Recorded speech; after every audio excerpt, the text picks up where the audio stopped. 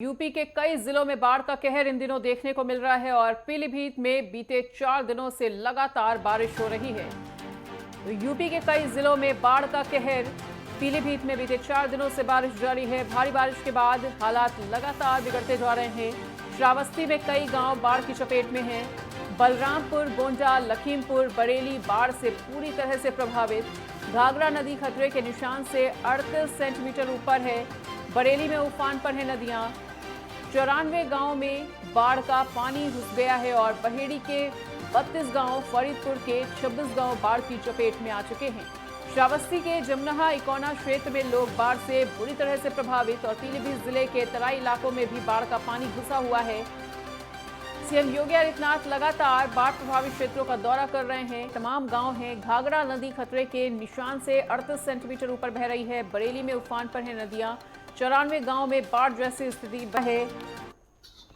तो लगातार जो स्थिति है वो बेकाबू होती जा रही है। बाढ़ का पानी जो है वो लोगों के घरों में घुस गया है। हालांकि बाढ़ प्रभावित लोगों को रेस्क्यू भी किया जा रहा है। रेस्क्यू करने का काम नाव से किया जा रहा है। बस्ती बस्ती बाढ़ हो चुकी है और मनमौजी मौसम जिस तरह से मनमानी कर रहा है, उसके बाद लोगों की परेशानी अब काफी ज्यादा बढ़ती हुई। झुग्गी झोपड़ियों में रहने वाले लोगों को खासी परेशानियों का सामना करना पड़ रहा है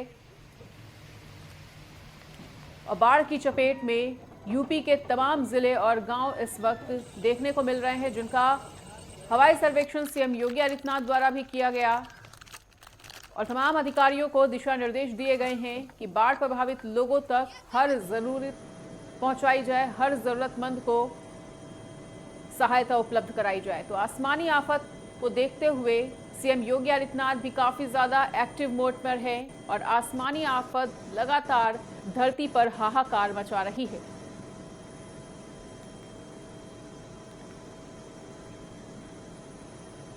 तो उत्तर प्रदेश के ये तमाम जिलों का हाल है जिसकी तस्वीरें हम आपको दिखा रहे हैं।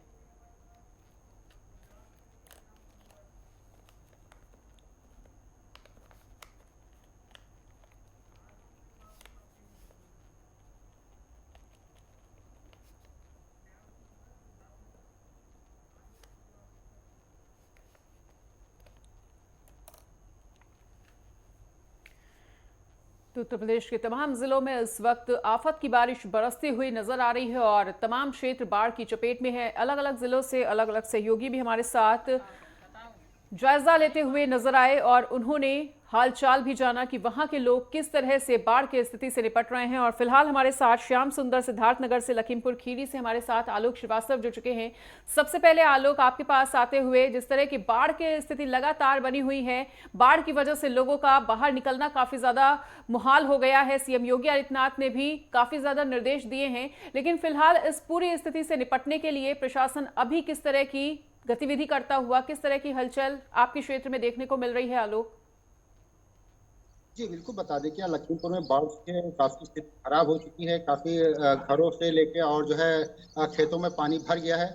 कुछ ऐसे गांव हैं जिनको जो है टापू में बदल गए हैं और उनको संपर्क सभी लोगों से टूट गया है। तो उसके लिए प्रशासन ने नाव की व्यवस्था कर रखी। नाव उन लोगों को जो है जिन लोगों को जो है जरूरतमंद है उनको जो है राहत सामग्री वगैरह उनको जो है पहुंचाई जाए, नाव से पहुंचाई जा रही है। वहीं पे अगर देखा जाए तो कल योगी आदित्यनाथ जी आए थे, उन्होंने यहाँ का मुआयना किया, पूरा इसको यहाँ पे देखा। तो देखने के बाद जो है जितने भी अधिकारी हैं उन सबको जरूरी निर्देश दिए हैं कि किसी को भी किसी प्रकार की परेशानी नहीं आनी चाहिए। जिसको भी राहत की जरूरत है, जिसको भी जिस चीज की जरूरत है उसको तुरंत मुहैया कराया जाए। वहीं पे अगर देखा जाए तो अगर यहाँ के जो है लिंक लोगों के गाँव के टूट गए हैं तो उनसे लोगों का कम्युनिकेशन भी काफी बिगड़ा चल रहा है। जिसके कारण जो है प्रशासन को जैसे ही जहाँ जानकारी मिलती है तत्काल मदद कराने के लिए वहाँ पे मौके पे पहुंचने का प्रयास करती है। जी ठीक है, सिद्धार्थनगर से हमारे साथ श्याम सुंदर भी बने हुए हैं, उनका रुख करते हुए। श्याम सुंदर, सिद्धार्थनगर में हमेशा ही देखा जाता है कि जब भी मानसून दस्तक देता है, बारिश की स्थिति की वजह से बाढ़ सबसे ज्यादा सिद्धार्थनगर में प्रवेश करती है और बाढ़ का पानी लोगों के लिए आफत का सबब बन जाता है। ऐसे में सिद्धार्थनगर की अभी ताजा स्थिति को लेकर क्या कुछ जानकारी देना चाहेंगे? जी मनीषा, आपको बताना चाहेंगे कि अगर हम सिद्धार्थनगर की बात कर लें तो कहीं ना कहीं सिद्धार्थनगर तराई क्षेत्र होने के कारण, उसके बाद नेपाल से सटा जिला होने के कारण भी यहाँ पर अगर हल्की सी बारिश होती तो तराई इलाकों में बाढ़ जैसे हालात हो जाते हैं। लेकिन अगर हम बाढ़ की बात करें कि जिस तरीके से इस समय तो सभी नदियां उफान खतरे के आसार ऊपर बह रही हैं, लेकिन इस समय अगर सिद्धार्थनगर की हम ताजा हालात की बात कर लें तो सिद्धार्थनगर में बाढ़ का प्रकोप लगातार बढ़ रहा है। कई गांव को अपने आगोश में ले चुका है, कई गांव में पानी पूरी तरह से तांडव मचा रहा है, घरों में लोगों के पानी घुस चुका है और कई ऐसे गांव हैं कि जो मेरुदंड हो चुके हैं और उस गांव में पूरी तरह से जिला प्रशासन अपनी निगाहें बनाई हुई है, नाव बोट और स्टीमर की व्यवस्था की गई है, लेकिन जो लोगों को दैनिक सुविधाओं के लिए दिक्कत का सामना करना पड़ा वो देखने वाली बात है। क्योंकि आप हमारे पीछे देख रही होंगी कि जहां तक नजर जाएगी कैमरे की वहां तक आपको पानी ही पानी दिखाई देगा। तो कहीं ना कहीं इससे ये ज्ञात लगाया जा सकता है कि कहीं जिले में पूरी तरह से बाढ़ का प्रकोप पांचों तहसील में देखने को मिल रही है। जी बिल्कुल श्याम सुंदर, देख पा रहे हैं हम आपके पीछे भी कि लगातार पानी का कहर बरपता हुआ नजर आ रहा है। और एक बार फिर से लखीमपुर खीरी से आलोक के पास लौटते हुए, आलोक, बाढ़ प्रभावित जितने भी लोग हैं उन्हें किस तरह से रेस्क्यू किया जा रहा है, उन तक राहत सामग्री किस तरह से पहुंचाई जा रही है और उन्हें रेस्क्यू कर सुरक्षित स्थानों पर किस तरह से पहुंचाया जा रहा है? जी, क्योंकि यहाँ पे जो है बाढ़ की स्थिति ज्यादा खराब होने की वजह से सभी लिंक टूटने के कारण जो है यहाँ पे ज्यादातर नाव का इस्तेमाल किया जा रहा है। नाव से जो है जो भी गांव में पानी भरा हुआ है और लोगों को जरूरत है वहां से उनको निकाल के सुरक्षित जगह पे ले जाया जा रहा है। और वहीं पे अगर देखा जाए तो उन लोगों को, बहुत से लोगों को राहत सामग्री के लिए खाने का है और दवा का, जिन लोगों को जो भी व्यवस्थाएं जरूरत है उनको जो है वहीं पे नाव के ही माध्यम से पहुंचाने की कोशिश की जा रही है। वहीं से अगर देखा जाए तो यहाँ पे लिंक रोड के जो है सब टूट गए हैं, जिसके कारण जो है आवागमन बाधित हो रहा है। इस वजह से जो है यहाँ पे इसी से ही नाव का ही ज्यादातर इस्तेमाल किया जा रहा है। जी बिल्कुल। और श्याम सुंदर, अगर सिद्धार्थनगर की बात की जाए तो सिद्धार्थनगर के ऐसे कई गांव हैं जहां पर बाढ़ का खतरा लगातार बढ़ा हुआ है, जिसके चलते लोग भी अब काफी ज्यादा दहशत में हैं। क्या उन तक प्रशासनिक टीमें पहुंच चुकी हैं, उन तक सहायता पहुंचाई जा रही है अब? जी, अगर हम बात कर लें सिद्धार्थनगर की तो इस समय हम जहां पर खड़े हैं डुमरियागंज का तहसील है, ऊंचा स्थान है, लेकिन तभी भी आप हमारे पीछे देख सकते हैं कि कितनी बुरी तरह से पूरा तरह जहां तक निगाहें जाएंगी पानी ही पानी लग रहा है। और आपको बता दें कि अगर हम सिद्धार्थनगर की बात कर लें तो सिद्धार्थनगर के पांचों तहसीलों में बाढ़ का प्रकोप बढ़ता जा रहा है। वहीं अगर सिद्धार्थनगर के सोहरतगढ़ में सबसे ज्यादा बाढ़ का कहर देखने को मिल रहा है, वहीं शीतल खैरी और भूतहिया पूरी तरह से मेरुदंड हो चुके हैं, पूरे गांव में पानी घुस चुका है। वहां स्टीमर लगाई गई है और तहसील प्रशासन के जो अधिकारी लगाए गए हैं वो पूरी तरह से अपनी जिम्मेदारियों को बाखूबी निभा रहे हैं कि जिससे कोई बड़ी दुर्घटना न हो। डुमरियागंज तहसील के बेमुस्तकम और भरोटिया में भी काफी पानी देखने को मिल रहा। कहीं ना कहीं जिला प्रशासन तो अपनी निगाहें बना, लेकिन इसमें हम ग्रामीणों का भी जिम्मेदारी होती कि इस प्राकृतिक आपदा में प्रशासन का सहयोग करके ही इससे उबरा जा सकता है। जी मनीषा। ठीक है आलोक, लखीमपुर खीरी के अगर स्वास्थ्य विभाग की बात की जाए तो स्वास्थ्य विभाग कितना ज्यादा अलर्ट मोड पर है, क्योंकि लगातार बाढ़ प्रभावित जो लोग हैं उनके सामने कई प्रकार की परेशानियां हैं। ऐसे में अगर उन्हें रेस्क्यू करके लाया जाता है, उनकी तबीयत बिगड़ती है, तो स्वास्थ्य विभाग उन तमाम बाढ़ प्रभावितों के लिए किस तरह से सतर्क? जी बिल्कुल, बता दें कि यहाँ जहाँ पे जिस जगह पे सबसे ज्यादा परेशानी है उस जगह पे जो है एम्बुलेंस की व्यवस्था की गई है। और वहीं पे जिन लोगों को जो है अगर कोई परेशानी होती है, उनको दवा की जरूरत पड़ती है, तो उनको वहाँ से ला के और वहीं पे अस्पताल में भर्ती कराया जाता है और उन्हीं को दवा दी जाती है। लेकिन सबसे बड़ी बात यह है कि यहाँ पे मवेशियों के लिए सबसे बड़ी समस्या हो रही है। मवेशियों के लिए समस्या इसलिए हो रही है क्योंकि जो है उनको सही से रेस्क्यू नहीं किया जा सकता है। जी ठीक है, बलरामपुर से हमारे साथ दामोदर शुक्ला भी जुड़ चुके हैं, उनके पास आते हुए। दामोदर, इस वक्त बाढ़ की स्थिति काफी ज्यादा चिंताजनक बनी हुई है।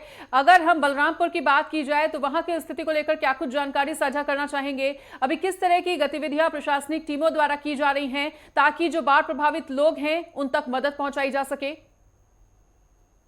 देखिए मनीषा, अगर हम बात करें बलरामपुर बाढ़ की त्रासदी से जूझ रहा है, वहीं जिस तरह से यहाँ पे भीषण आपदा है उसमें 50 से अधिक गांव में बाढ़ का पानी पहुंच चुका है और 50 से अधिक गांव इसके जद में आ चुके हैं।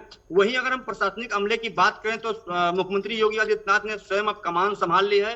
वही आज बलरामपुर जनपद के दौरे पे आ रहे हैं। उनका आगमन 1:35 रहेगा। वो जो बाढ़ प्रभावित अत्यधिक प्रभावित ग्राम है सोनार, उसका निरीक्षण भी करेंगे, लोगों से मुलाकात भी करेंगे।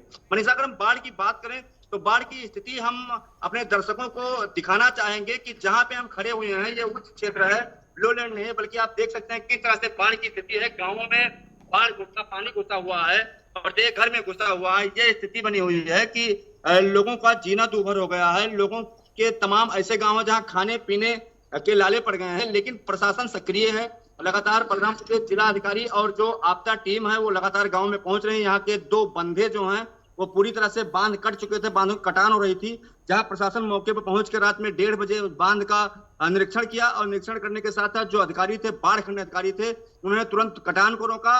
और हालांकि अब स्थिति नियंत्रण में है। बलरामपुर शहर में भी पानी घुस रहा था बांध के कटने से, जहां प्रशासन पहुंच के मौके पे बांध का निर्माण कराया, बांध को रिपेयर कराया। इसके बाद बाढ़ की स्थिति थम गई है। वहीं अगर राप्ती नदी की हम बात करें मनीषा, तो राप्ती नदी का जलस्तर लगातार बढ़ रहा था और पिछले 48 घंटे से 1 सेंटीमीटर प्रति घंटे की रफ्तार से जो पानी बढ़ रहा था वो कम हो रहा है। इसलिए बाढ़ की स्थिति नियंत्रण में देखी जा रही है। लेकिन नदी से जो पानी निकल चुका है और गाँव में पहुंच चुका है, उन ग्रामीणों के लिए वो पानी आफत बना हुआ है, क्योंकि इससे जो पानी आया है इससे मलेरिया भी फैलने की संभावना है। इसी के साथ साथ जो मेडिकल टीमें लगाई गई हैं वो लगातार लोगों पर नजर बनाए हुई हैं और मेडिकल टीमें लगातार दवाएं भी दे रही हैं। अगर हम बात करें तो मुख्यमंत्री जी का जो कार्यक्रम रखा गया है वो भी मुख्य सड़क पर रखा गया है, क्योंकि अधिक क्षेत्र यहाँ पानी से घिरे हुए हैं। इसकी वजह से मुख्यमंत्री आज मुख्य सड़क पर उतरेंगे, बस्ती हाईवे पे उतरेंगे, उनका हेलीकॉप्टर वहीं पे लैंड करेगा। उसके बाद 2:45 में मीडिया ब्रीफिंग करेंगे और पीड़ितों को राहत सामग्री अपने हाथ से स्वयं बांटेंगे। जी मिनिस्टर। ठीक है दामोदर, तो तीनों ही सहयोगी बने रहिए हमारे साथ, लगातार इस चर्चा को आगे भी जारी रखेंगे। बाढ़ की स्थिति लगातार बेकाबू होती जा रही है, जिसके चलते सीएम योगी आदित्यनाथ भी अब एक्टिव मोड में हैं और शहर शहर का वो निरीक्षण करते हुए वहां का जायजा लेते हुए नजर आ रहे हैं। फिलहाल यहां पर रुकेंगे एक छोटे से ब्रेक के लिए।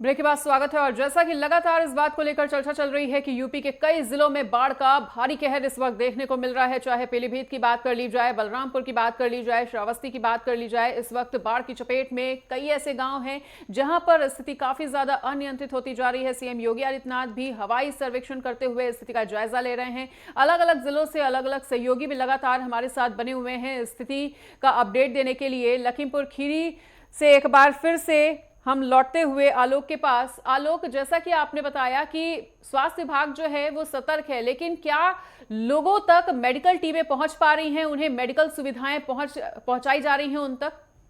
जी बिल्कुल, बता दें क्या लखीमपुर में जो है ये समस्या सबसे बड़ी आ रही है कि जो गांव जो है टापू बन गए हैं, उन पे जो है पहुंचना बड़ा मुश्किल हो रहा है। कुछ ऐसे लोग जो हैं जो नाव से ही पहुंच रहे हैं, जिनके लिए पहुंचना जो रोड बाई रोड जल्दी सुविधा पहुंच सकती थी, उसमें तो पहुंचने में थोड़ा समय लग रहा है। और वहीं पे अगर देखा जाए तो ग्रामीणों को जो है जो दवाएं हैं जरूरत पड़ने वाली, वो सब बड़ा मुश्किल से प्रशासन को पहुंचाने में हो रहा है। तो यही कारण है कि यहाँ पे जो है मेडिकल सुविधा जो है अच्छी होने के बाद भी उनको जो है पूरी तरीके से सुविधा नहीं मिल पा रही है। तो वही कारण है कि अभी जो है जो परेशानियां आती हैं उसको जो है थोड़ा सा समय लगेगा उनके पास तक पहुँचने में। जी ठीक है। और हमारे साथ सिद्धार्थनगर से श्याम सुंदर शुक्ला भी लगातार बने हुए हैं। श्याम सुंदर, तो जैसा कि अभी आलोक ने लखीमपुर खीरी की स्थिति को देखते हुए ये जानकारी दी है कि स्वास्थ्य विभाग अलर्ट तो है, लेकिन मेडिकल टीमें जो हैं वो बाढ़ प्रभावित लोगों तक पहुंच नहीं पा रही हैं, क्योंकि बाढ़ की स्थिति लगातार अनियंत्रित होती हुई क्षेत्रों में। ऐसे में क्या सिद्धार्थनगर में भी इसी तरह की स्थिति है या मेडिकल सुविधाएं सुचारू रूप से पहुंचाई जा रही हैं तमाम बाढ़ प्रभावित लोगों तक? जी मनीषा, आपको बताना चाहेंगे कि अगर हम सिद्धार्थनगर की बात कर लें तो सिद्धार्थनगर में पहले से ही नवागत जिला अधिकारी जो हैं डॉक्टर राजा गणपत आर्य ने पूरी तरह से जो स्वास्थ्य विभाग के कर्मचारी हैं उनको मीटिंग कर ये ब्रीफिंग दिए हैं कि सभी लोग पहले जो गर्भवती महिलाएं हैं उनको चिन्हित कर लिया जाए और जो बूढ़े व्यक्ति हैं उनको चिन्हित कर लिया जाए, क्योंकि बुजुर्ग व्यक्तियों के लिए सबसे बड़ी दिक्कत और गर्भवती महिलाओं के लिए होती है, क्योंकि उनको अगर समय समय पर जो नर्स लगाए गए हैं उनकी जानकारी लेते रहे, स्वास्थ्य के बारे में जानकारी लेते रहे। अगर उनको किसी प्रकार की कोई दिक्कत का सामना करना पड़ता है तो उनको तुरंत हॉस्पिटल में लाएं और उनके इलाज कराया जाए। वहीं अगर टीम की बात कर लें कि डॉक्टरों की टीम लगातार जहां बाढ़ इलाके हैं वहां पर निगरानी कर रही है, लेकिन सबसे बड़ी देखने वाली बात है जब ये बाढ़ घटेगी तब बीमारियों को जन्म जो देती हैं बीमारियां तमाम प्रकार की, उस पर स्वास्थ्य विभाग की सबसे अहम भूमिका नजर आएगी, क्योंकि उसको लेकर भी जिलाधिकारी ने पूरी तरह से ब्रीफिंग करके सभी लोगों को निर्देश दिए जहां भी बाढ़ इलाके हैं वहां पर सभी स्वास्थ्य कर्मियों की जिम्मेदारी। ठीक है, हमारे साथ बलरामपुर से दामोदर शुक्ला भी लगातार जुड़े हुए हैं। उनका एक बार फिर से रुख करते हुए दामोदर, बलरामपुर की बात कर लेते हैं। देखिए, किसानों के लिए अगर पहली बारिश हो तो अच्छी मानी जाती है, लेकिन लगातार अगर बारिश ऐसे ही होती रही तो किसानों की परेशानी भी लगातार बढ़ती जाएगी। ऐसे में किसानों के सामने कितनी ज्यादा चुनौतियां और सरकार की तरफ से किसानों को किस तरह का आश्वासन दिया जा रहा है तमाम स्थिति को देखते हुए? बिल्कुल मनीषा, हम अगर किसानों की बात करें तो किसानों की स्थिति बहुत दयनीय हो गई है, क्योंकि जो बाढ़ की आपदा आई है ये समय से पहले आ गई है। जुलाई का माह चल रहा है, अभी किसानों के धान की रोपाई का समय चल रहा था।